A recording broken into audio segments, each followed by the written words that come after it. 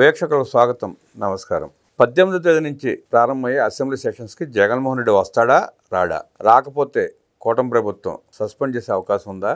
లేకుంటే రాజ్యాంగబద్ధంగా 60 రోజులు పాల్గొనకపోతే రద్దు అయ్యే అవకాశం ఉందా? ఏం జరగబోతా ఉంది అడిగి తెలుసుకునే ప్రయత్నం చేద్దాం. విశ్లేషించడానికి మనతో పాటు ప్రముఖ ఆర్థిక, రాజకీయ, సామాజిక విశ్లేషకులు అంకమరావు ఉన్నారు. వారిని అడిగి మరిన్ని విశేషాలు తెలుసుకునే ప్రయత్నం చేద్దాం. సార్ నమస్తే. నమస్తే. 18 జరిగే అసెంబ్లీ సెషన్స్కి జగన్మోహన్ రెడ్డి వచ్చే అవకాశం ఉందంటారా, రారంటారా? రేపు 18వ తారీఖు నాడు మళ్ళీ అసెంబ్లీ సమావేశాలు తిరిగి పునఃప్రారంభం జరగబోతున్న సందర్భంగా జగన్మోహన్ రెడ్డి ఇప్పటికి 40 రోజులు చిల్లర శాసనసభకి హాజరు కాలేనందువల్ల గతంలో గవర్నర్ గారి ప్రసంగం లెక్కలోకి తీసుకునే విషయం పరిగణలోకి తీసుకుంటే ఈ సెషన్తో పాటు, అంటే ఈ సెషన్ ఎన్ని రోజులు జరిగిద్దో చూసుకోవాలి, ఎన్ని రోజులు ప్రకటిస్తారో దాన్ని బట్టి ఇంకా 60 రోజులు అంటే చివరి 59వ రోజు వచ్చేసి సభాపతికి నమస్కారం పెట్టి సంతకం పెట్టేసి వెళ్ళిపోతాడని అయితే నేను భావిస్తున్నాను. ఎందుకంటే ఆయన రాజీనామా చేసి కానీ లేకపోతే శాసనసభ అంటే హాజరు కానందువల్ల శాసనసభ్యత్వం రద్దయి మళ్ళీ ఎన్నికల్లో పాల్గొనే ధైర్యం ఆయనకు లేదనేది చాలా స్పష్టం. అంటే ఓడిపోతామని స్పష్టంగా తెలుసు. ఓటమి గెలుపు కంటే కూడా ఇవాళ ఎన్నికలు జరిగితే పులివెందల్లో ఈ ప్రభుత్వం మొన్న జరిగినటువంటి జడ్పీటీసీ ఎన్నికలు ఏ విధంగా జరిగినాయో నిస్సందేహంగా అదేవిధంగా ఎన్నికలు అయితే జరిపిస్తుంది, అందుట్లో అనుమానమే లేదు.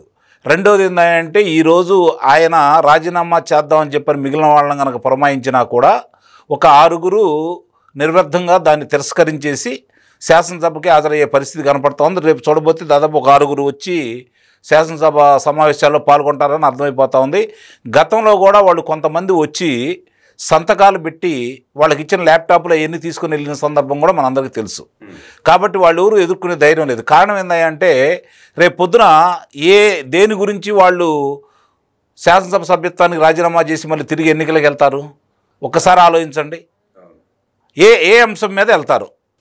చెప్పుకోవడానికి కూడా ఏం లేదు, చెప్పుకోవడానికి ఏం లేదు కదా. రేపు పొద్దున వాళ్ళు శాసనసభకు సభ్యత్వానికి రాజీనామా చేసి మళ్ళీ ఎన్నికలకు వెళ్ళారనుకోండి, మీకు ఇంతకుముందు గెలిపిస్తే మీరు ఎందుకు శాసనసభకి వెళ్ళలేదు, ఇప్పుడు గెలిపిస్తే మీరు ఏం చేస్తారు? కాబట్టి మా నియోజకవర్గానికి మా సమస్యలని ఎవరైతే అడ్రస్ చేస్తారో వాళ్ళకి మేము ఓట్లు వేస్తాం, మీకు ఎందుకు ఓట్లు వేయాలని చెప్పి కనుక ప్రజలు అడిగారు అనుకోండి, ఏది సమాధానం చెబుతాడు? ఇప్పటికిప్పుడు ప్రభుత్వం మీద వ్యతిరేకత ఏ విధంగా ఉందని అతను భావిస్తాడు. కానీ అక్కడ ఏదన్నా అవినీతి అక్రమాలు జరుగుతుంటే వాళ్లే కదా శాసనసభ్యులు, దాన్ని ఎందుకు వాళ్ళు ప్రశ్నించట్లేదు? వీటన్నిటికి తోడు ఈరోజు సంక్షేమ పథకాలు 4 వాళ్ళు అద్భుతంగా ముందుకు తీసుకెళ్తా ఉన్నారు. నిజంగా కనుక మనం ఆలోచిస్తే రామబ్రహ్మం గారు, భారతదేశంలో ఏ విధంగా కూడా ఈ పెన్షన్ ఇట్లా ఇవ్వట్లేదు కదా, సంక్షేమ కార్యక్రమాలు ఇది నిజంగానే అంటే ఈరోజు వీళ్ళు ఇవాళ ప్రతి పార్టీకి అది ఒక మ్యాండేటరీ అయింది తప్ప నిజంగా ఈ స్థాయిలో పెంచుకుంటా వెళ్ళి ఏం చేయాలనుకుంటున్నారో రాష్ట్రాన్ని నాకైతే అర్థం కావట్లేదు.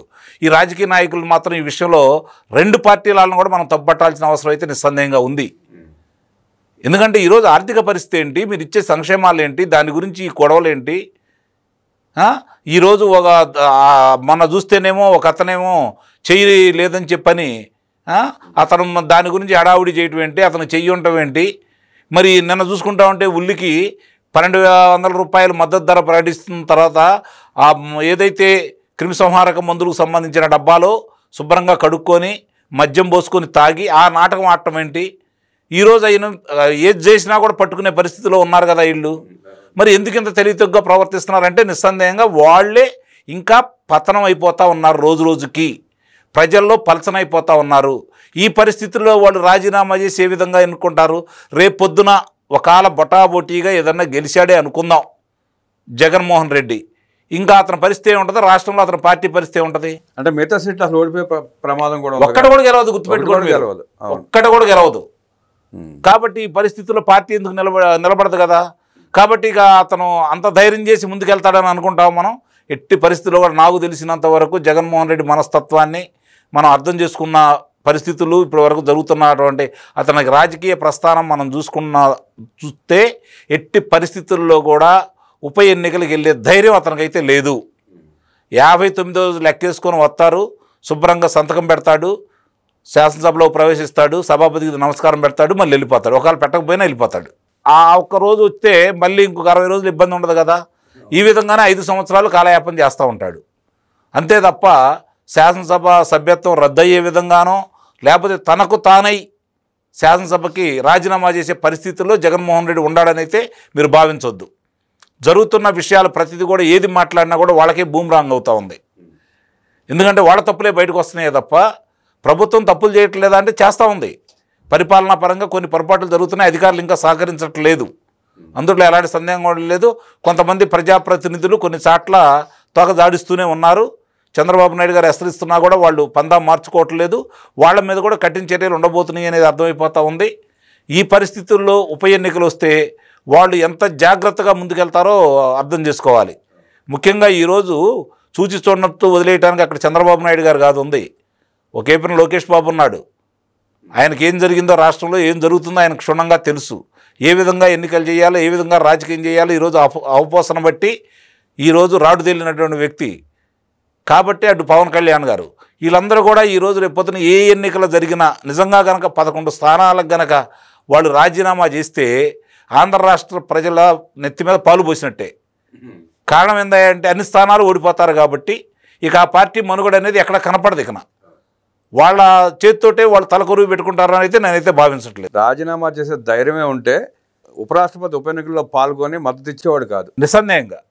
ఎందుకంటే అతనికి తెలుసు అతని మీద ఉన్నటువంటి కేసులు ఏంటి, అతను ఎదురు తిరిగితే వచ్చే ఇబ్బందులు ఏంటి కూడా అతనికి క్షుణ్ణంగా తెలుసు. ఇంతకుముందు జరిగింది లెక్క వేరు, ఇప్పుడు జరిగిన లెక్క వేరు కాబట్టి జరుగుతున్న లెక్కలు కూడా వేరులు కాబట్టి ఇప్పుడు అన్ని లెక్కలు బయటకు తీస్తారు కాబట్టి ఏ లెక్కలో కూడా అతను పాస్ అయ్యే పరిస్థితి లేదు. ఇక్కడ గమనించుకోవాల్సిన అంశం ఏంటంటే చాలామందికి అర్థం కాదు, ఒకటి అర్థం చేసుకోవాలి. 35 మార్కులతోటి బటాబొట్టి 36 మార్కులతోటి పాస్ అయ్యే విద్యార్థి 98 మార్కులతోటి పాస్ అయ్యి ప్రథమ ర్యాంకులో ఉండాయనతో పోల్చుకోవాలని ప్రయత్నం చేస్తున్నాడు. ఇతనికి 36 వచ్చినా పెద్ద ఇబ్బంది కాదు, అక్కడి నుంచి దించుకురావడానికి ప్రయత్నం చేస్తున్నారు. చంద్రబాబు నాయుడు గారు అనే వ్యక్తి ఒక శిఖరం, ఈయన ఆయనతోటి పోల్చుకోవడానికి ప్రయత్నం చేస్తున్నాడు. ఇది గమనించుకోండి. ఆయన 98 నుంచి 100 మార్కులు ఉన్న విద్యార్థి ఆయన రాజకీయాల్లో, ఈయన 35 బొటాబొటి తప్పిన వ్యక్తి. మళ్ళీ ఇప్పుడు 36 వస్తే తప్ప పాస్ కాడు. కానీ ఇప్పుడు 35 మార్కుల లోపే ఉన్నాడు ఇతను. 36 తెచ్చుకోవడానికి చాలా శ్రమపడాల. చంద్రబాబు నాయుడు గారు ఆ స్థాయి నుంచి ఇప్పుడు ఏ కాడికి ఇద్దరిని ఒకే ఘాటిని కట్టడానికి ప్రయత్నం చేస్తున్నాడు ఇతను. అసలు చాలామంది కూడా వాళ్ళు కానీ వీళ్ళు కానీ ఈ తెలుగుదేశం పార్టీ శ్రేణులు కావచ్చు, కూటమి నేతలు కావచ్చు, జగన్మోహన్ రెడ్డిని వ్యక్తిగతంగా విమర్శించకూడదండి. ఆ ప్రభుత్వానికి దానికి సంబంధించిన వాళ్ళ అవినీతి గురించి మాట్లాడుకుంటూ ముందుకెళ్తే ప్రతిసారి వాళ్ళు మాట్లాడి వాళ్ళ అధికార ప్రతినిధులు కావచ్చు, సజ్జల రామకృష్ణారెడ్డి కావచ్చు, వీళ్ళందరూ చంద్రబాబు నాయుడు గారి మీద ఛాలెంజ్ విసిరే స్థాయి అయితే ఉడికి లేదు. మరి ఈ పరిస్థితుల్లో అవకాశం వీళ్ళు ఇవ్వకూడదు, నిస్సందేహంగా చెప్తున్నాను. ఆ విషయంలో ఇప్పుడిప్పుడే కొంచెం వీళ్ళు కూడా జాగ్రత్త పట్టడానికి ఏదో చట్టం తీసుకురావడానికి ప్రయత్నం కూడా చేస్తున్నారు. కాబట్టి వీలైనంత తొందరగా తీసుకొస్తే చాలా మంది నోళ్ళకి కుట్లేస్తారని అయితే నేను భావిస్తున్నాను. రేపు మొండిగా జగన్మోహన్ రెడ్డి అసెంబ్లీకి రాకపోయినా ఒక 6 ఎమ్మెల్యేలతో బయటకు వచ్చేసి జగన్మోహన్ రెడ్డి పార్టీకి రాజీనామా చేసి రాజీనామా చేయరు, వాళ్ళు శాసనసభకు వస్తారు. ఎందుకంటే వాళ్ళు 6 ఉంటారు కదా ఆధిక్యత, గట్టిగా మాట్లాడితే వాళ్ళే ఆ పార్టీకి నాయకుడిని ఎన్నుకుంటారు. 50% పైన ఉంటారు కాబట్టి వాళ్ళే నాయకుడిని ఎన్నుకునే అవకాశం ఉంటుంది. జగన్మోహన్ రెడ్డి అయితే లెక్క చేసే పరిస్థితిలో లేరు, ఇది మాత్రం వాస్తవం. జగన్మోహన్ రెడ్డి 59వ రోజున దొంగసాటికి వచ్చి సంతకం పెట్టి వెళ్ళిపోతాడని, ఒకవేళ ఇంకా మొండిగా వ్యవహరిస్తే 6 బయటకు వచ్చి వారే ఆ పార్టీని హస్తగతం చేసుకునే అవకాశం ఉందంటూ విశ్లేషించిన అంకమరావుకి ధన్యవాదాలు తెలియజేస్తూ నమస్కారం.